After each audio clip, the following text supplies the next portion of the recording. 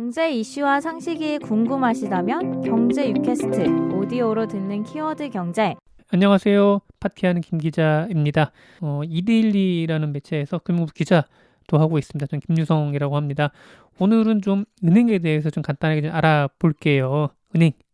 여러분들 은행 많이 이용하지만은 실제로 이 은행이 어떤 역할을 하고 어떤 중요성을 갖고 있는지 잘 모르시잖아요. 그리고 대마불사라고 하잖아요. 왜 정부에서는 경제 금융 위기나 아니면 여러 가지 좀 안 좋은 일이 생길 때 은행을 좀 많이 보호하려고 하고 가능하면 망하지 않도록 하려는 이유가 뭘까? 그 이유에 대해서도 이번 그 녹음을 통해서 좀 알려드리도록 하겠습니다. 금융사의 대표 주자는 뭐니 해도 은행입니다. 규모로 보나 우리 경제에 미친 영향으로도 다 봐도 다른 금융사를 압도를 합니다. 이들을 1금융권이라고 해서 은행들의 위상을 높여준 부분도 여기에 있는 거죠. 참고로 국내 5대 은행이라고 하는데요. 신한, KB, 하나우리, 농협 이 5대 은행에 들어간 요구불 예금이 600조 원 정도 되고요. 그리고 정기예금이 한 600조 원 정도 됩니다. 한 1200조 원 정도가 이 5대 은행의 그 예금으로 지금 들어가 있어요. 이게 거의 뭐 우리나라 한 해 예산이 한 500조가 좀 약간 좀 넘을까 말까라는 점을 봤을 때 얼마나 많은, 그러니까 우리나라에 있는 시장에 있는 시중에 있는 돈의 저수지 역할을 하고 있는 게 바로 또 은행이라고 하고 있겠죠. 본격적으로 이제 은행에 대해서 좀 말씀을 좀 들어볼게요. 은행은 한국은행에서 손과 발 역할을 합니다. 이게 뭔 얘기냐? 이게 시중 통화량의 조절에 있어가지고 직접적으로 이제 시장에 개입하는 역할을 은행이 하는 거거든요. 게다가 은행은 뭐가 있느냐? 대출과 예금이라는 강력한 무기가 있습니다. 중앙은행이 지급준비율과 기준금리를 조절을 하면은 이에 맞춰서 은행들은 대출과 예금금리를 조절을 합니다. 그래서 은행들이 중앙은행과 통화량 조절에 있어 은행들은 손과 발 역할을 한다고 하는 겁니다. 은행은 어떻게 그 통화량을 좀 늘려준 역할을 할까요? 이게 아까도 말씀드린 대출을 많이 내주면은 통화량이 늘어가게 되는 거고, 반대로 예금이 많이 늘어나게 되면은 시중에 있는 통화량이 예금으로 들어가게 되는 거니까, 은행 안으로 들어가게 되는 거니까 통화량이 줄게 된 효과가 있긴 합니다. 그렇다면 여기서 통화량은 무엇이냐? 말씀 좀 들어볼게요. 첫 번째는 그 번호통화라고 해서 M0라고 합니다. 이 번호통화는 쉽게 말해서 저희가 물리적으로 보고 만질 수 있는 돈이라고 보시면 돼요. 돈. 실제 조폐공사에서 찍어낸 현물 화폐를 많이 얘기를 합니다. 여기에 플러스 돼서 M1 협의의 통화라고 합니다. 물리적으로 찍어낸 통화에 플러스해서 요금을 예금 아니면 기타 수표로 찍어낼 수 있는 예금 등이 포함됩니다. 여기서 우리가 유동성이라 부르는, 그러니까 유동성이라는 게 보면 흘러다닌다는 느낌이라는 들잖아요. 돈이 돌고 돈다라는 그런 개념으로 봤을 때 이런 그 흘러서 돌고 도는 이 돈의 속성을 하나로 얘기를 하는 게 또 이 유동성이라고 하는 건데, 이 유동성이라 부르는 현금의 구분이 M1까지가 됩니다. 이게 무슨 얘기냐? 요구불 예금 뭐냐? 여러분 체크카드 쓸 때 생각하시면 돼요. 이 요구불 예금에는 보통 예금, 당좌 예금, 당장 그 예금 이자율은 낮아요. 근데 언제든지 빼서 쓸 수 있는 예금들이 들어있는 예금이 바로 요구불 예금이라는 거죠. 그다음에 파란색 M2가 있죠. M2는 광해의 통화라고 합니다. 그러니까 M1 그 물리적으로 보이는 현금과 지폐 플러스, 그 다음에 체크카드로 쓰는 요구불 예금 플러스 정기 예금까지가 포함이 돼요.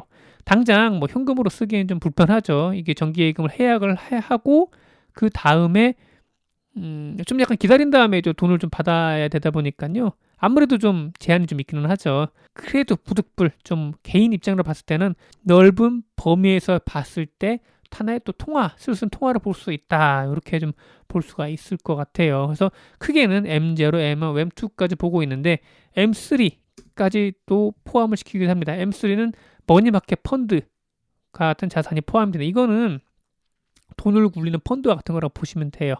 이것도 뭐 팔면 현금처럼 쓸 수 있기는 하죠. 그래서 우리나라에서는 LF, 금융기관 유동성으로 분류하기도 합니다. 은행들은 M0부터 M3까지 다 관여를 해요. 어떻게? 대출을 통해서 관여를 합니다. 이게 대출을 통해서 통화량이 어떻게 늘어나느냐, 이게 잘 감이 좀 안 오실 수 있으시잖아요. 번호통화가 100만 원 있다고 가정해 봅시다. 이거를 조폐공사에 찍어서 한국은행이 이제 갖고 있는데, 이거를 은행에서 이제 100만 원을 빌려왔다고 해요. 가만히 갖고 있으면 이게 돈이 있으면은 그냥 이건 하나의 종이 쪼가리밖에 안 되겠죠. 그래서 은행은 여기서 지급준비금 10만 원을 남겨놓고 90만 원을 대출을 해줍니다. 그 지급준비율이 10%일 때를 가정한 거고요. 지급준비율은 어떤 거냐? 한국은행이 은행들한테 야 너네들 대출을 해줄 때 10%만큼은 꼭 떼어서 니네 금고원에 유보시켜 놓고 있어. 아니면 혹은 우리 금고원에 넣어놓고 있어 라고 하는 거예요. 왜 10%를 떼느냐? 여러분들도 아시겠지만은 대출이라는 게 100% 회수될 수 있다고 장담할 수는 없는 거잖아요. 그래서 만약에 회수되지 않을 때를 대비해서 10%나 아니면은 뭐 여러 가지 뭐 비율을 정해서 갖고 있는 거죠. 신용 위기를 대비한 쿠션이라고도 볼 수가 있는 이 돈이 바로 지급 준비금입니다. 그래서 100만 원의 본원통화를 갖고 90만 원을 대출을 해줬어요. 그러면은 시중에 통화가 얼마가 되냐? 시중에 가져간 사람, 돈을 쓰고 있는 사람들이 90만 원의 돈을 가져간 거잖아요. 그리고 이 대출에 나갔던 돈이 다시 회전하고 돌고 돌아서 은행으로 돌아오게 됩니다. 그래서 90만 원이 전부 돌아왔다고 가정해 볼게요. 은행은 이거를 갖고 다시 또 10% 지급준비금을 놔두고 다시 또 대출을 내어줍니다. 그러니까 이런 과정을 반복을 하면서 시중에 있는 통화량이 늘어나게 되는 거죠. 그 대출로 내준 돈이 다시 돌고 돌아서 예금으로 은행에 돌아오고 이 은행은 다시 또 이 돈을 받아서 대출로 다시 내주는 이런 과정을 반복하면서 시중의 통화량을 늘어나는 효과를 누리게 됩니다. 은행의 주요 역할은 예금을 받아서 대출을 해주는 데 있습니다. 여기서 나오는 금리 차이가 은행의 이윤이 되는 것입니다.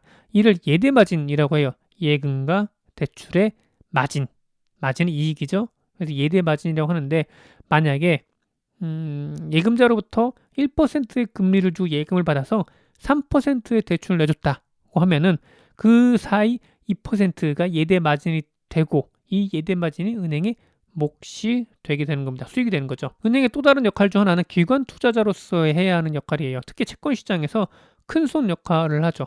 은행은 채권의 발행자 역할을 하면서 이 채권 시장이 활성화되게 하는 역할도 하고, 그래서 만약에 정부에서 국가 채권이라고 가지고 국채를 발행을 했는데 우리나라 은행에서 이걸 소화해주고 사준다고 하면은 정부 입장에서 봤을 때는 손쉽게 돈을 자금 조달할 수 있게 되는 창구가 되는 거죠. 그래서 결과적으로 봤을 때 은행은 채권의 발행자이자 채권의 매입자이고, 그리고 채권 시장에 있어 정말 중요한 플레이어 역할을 합니다. 그래서 우리나라에는 아직까지 예대마진으로 통해서 그 수익을 올리는 본원적인 그 역할이 집중되어 있는데, 미국 등 금융 선진국에서는 더 다양한 역할을 하고 있긴 하죠.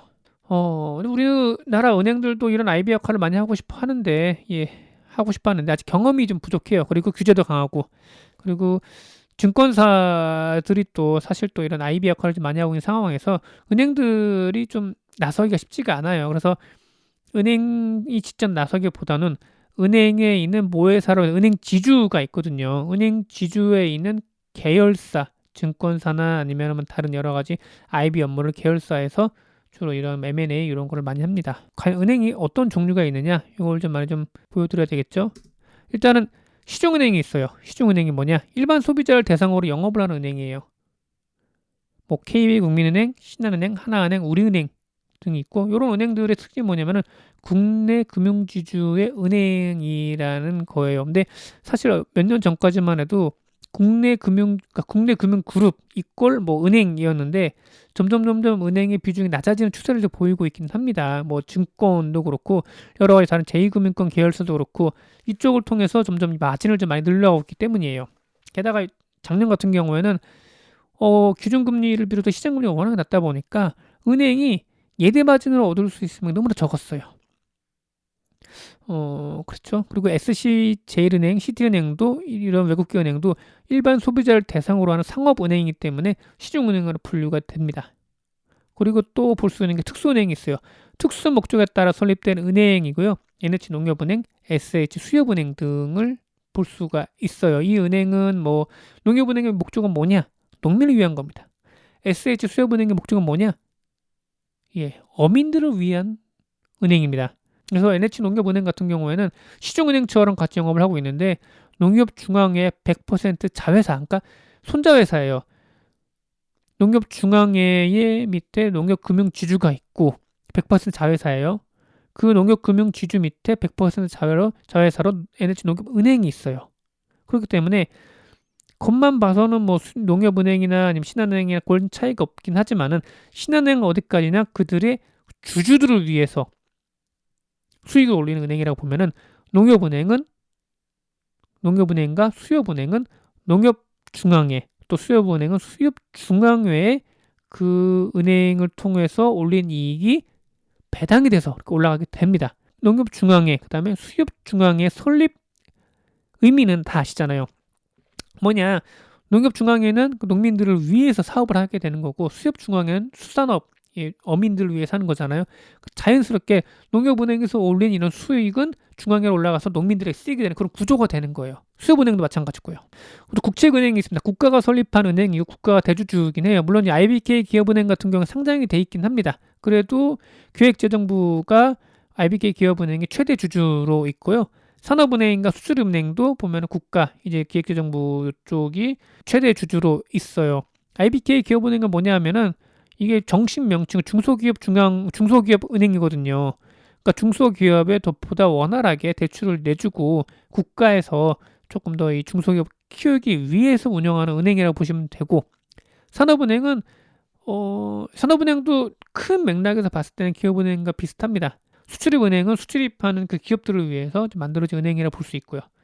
그리고 지방은행 중에는 지방기업을 위해 그 허가은행이 있는데 이 지방에 있는 뭐 공장이 있거나 아니 지방에 있는 기업들 같은 경우는 대출을 받고 싶어도 매번 할 때마다 서울에 와서 또 뭐 시중은행 찾기도 쉽지가 않잖아요. 지방은행들은 뭐 한 60% 이상은 항상 그 지역에 있는 기업들에게 우선적으로 대출해줘라 이런 비율이 가이드라인처럼 이렇게 돼 있긴 합니다. 그래서 지방은행의 설립 목적도 보면은 우리나라에 있는 기업들에게 보다 더, 그러니까 지방에 있는 기업들에게 보다 더 쉽게 대출이 되게 하기 위해서 설립이 된 거라고 보시면 돼요. 예, 결론으로 좀 와볼게요. 은행은 한국은행의 손과 발이 대통화량을 조절하고 국내 채권 시장의 발행자이자 구매자 역할을 합니다. 자금이 원활하게 잘 돌 수 있는 역할을 하죠. 대출과 예금을 통해서 시중 자금을 돌게 만들고 그리고 채권 시장의 발행자이자 구매자 역할을 하면서 자본 시장에서 돈의 순환이 잘 될 수 있도록 돕는 게 바로 은행의 역할이 되는 거죠. 은행의 주 수입은 예대마진, 예금으로 번 돈을 대출해줘서 버는 이자 수익이 대부분이지만은 최근 들어서는 이 예대마진 폭이 좀 줄어들게 되면서 IB나 아니면 트레이딩이나 여러 가지 다른 또 사업을 통해서 이익을 많이 올리려고 노력을 하고 있습니다. 오늘 여기까지 마치도록 하고요. 다음 시간은 제2금융권에서 대해서 말씀 좀 들어볼게요. 여러분의 구독과 좋아요는 큰 힘이 됩니다.